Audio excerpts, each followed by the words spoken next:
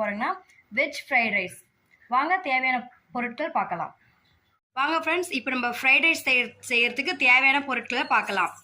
Capsicum, கோஸ், beans, carrot, பெரிய வெங்காயம் medium size, இதெல்லாம் வந்து பொடியாக நறுக்கி வச்சுக்கோங்க. எப்படி செய்யுதுன்னு பார்க்கலாம் வாங்க.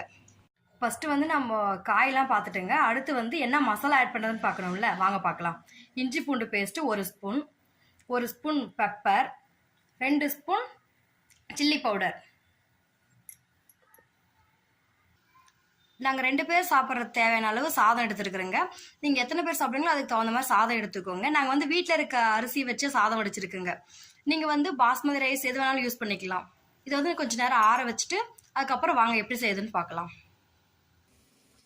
ஃப்ரைட் ரைஸ் செய்யறதுக்கு ஃபர்ஸ்ட் ஒரு பேன் வச்சு நல்லா சூடாகினதுக்கு அப்புறமா ஆயில் ஆட் பண்ணிக்கிறேங்க.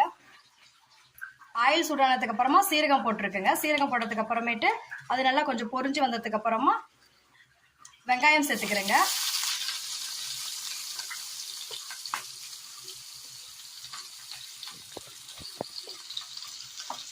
வெங்காயம் வந்து நல்லா ஒரு பொன்னிறமா வதக்குங்க.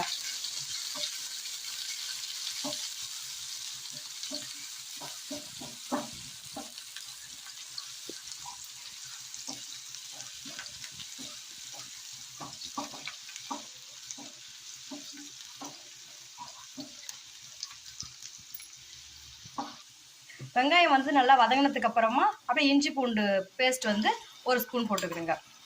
போட்டு நல்லா கிண்டி விடுங்க. இஞ்சி பூண்டு பேஸ்ட் ஆட் பண்ணதுக்கு அப்புறமா நல்லா வதக்கிக்கலாம். பாருங்க எப்படி வதங்க சொல்லி, இதே போலதான் நீங்க செய்யணும், அப்பதான் நல்லா இருக்கும். இஞ்சி பூண்டு பேஸ்ட் அந்த வாசனை போனதுக்கு அப்புறமேட்டு நம்ம கட் பண்ணி வச்சுக்கிற காய் இருக்குல்ல, அதெல்லாம் ஒவ்வொன்றா ஆட் பண்ணிக்கலாம்.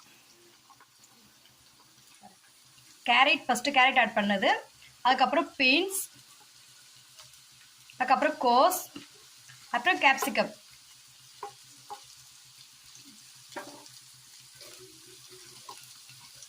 பார்த்தீங்கன்னா நம்ம எல்லா வெஜிடபிளும் ஆட் பண்ணியாச்சு. அது நல்லா வந்து ஒரு மீடியம் ஃப்ளேமில் வச்சுக்கோங்க. வச்சுட்டு ஃபுல்லாக நல்லா வதக்கிட்டே இருங்க. இப்போ அடுத்து வந்து நம்ம காய் ஆட் பண்ணதுக்கு அப்புறமா உப்பு, காய் வதங்க தேவையான அளவு மட்டும் உப்பு போட்டுக்கிறோங்க. ஃபர்ஸ்டே நம்ம வந்து சாதத்துக்கு உப்பு போட்டு வடிச்சு வச்சாச்சு, அதனால இதுக்கு மட்டும் உப்பு சேர்த்துக்கிட்டா போதும். இப்போ நம்ம காய் உப்பெல்லாம் போட்டதுக்கு அப்புறமா 2 மினிட்ஸ் கழிச்சு பார்த்தீங்கன்னா பாருங்க எப்படி வதங்கிருக்கு சொல்லிட்டு. இது போல தான் நீங்கள் நல்லா வதக்கிக்கணும்.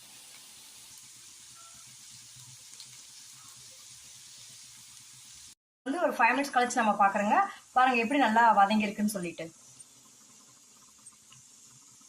இப்போ அடுத்து வந்து மசாலா ஆட் பண்ண போறேங்க. அதுக்கு சில்லி பவுடரும் பெப்பர் மட்டும் ஆட் பண்ண போறேங்க. பாருங்க இந்த மாதிரி ஆட் பண்ணது அடி பிடிக்காம இருக்கு. நம்ம அப்பப்ப வதக்கிட்டே இருக்கணும். இது வந்து மீடியம் ஃப்ளேம்ல தான் வச்சிருக்கணும்.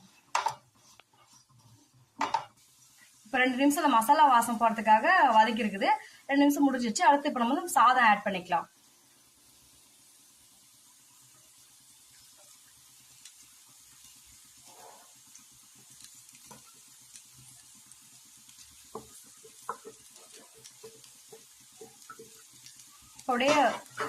அப்படியே வந்து வதக்கிட்டே இருக்கலாம்.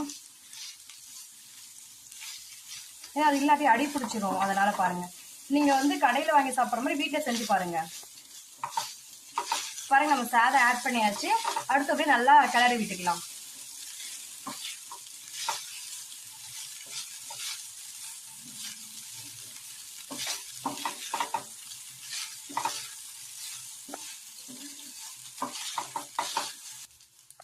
பாருங்க ஒரு 2 நிமிஷம் நல்லா கிளறி விட்டதுக்கு அப்புறமா எப்படி இருக்குன்னு பாருங்க. அவ்வளவுதான். இது மாதிரி ஆனதுக்கு அப்புறமா நீங்க வந்து ஆஃப் பண்ணிடலாம். இப்படி செஞ்சு பாருங்க, வீட்டுல செஞ்சு பாருங்க. உங்களுக்கு பிடிச்சிருந்துச்சுன்னா லைக் பண்ணுங்க, ஷேர் பண்ணுங்க, கமெண்ட் பண்ணுங்க.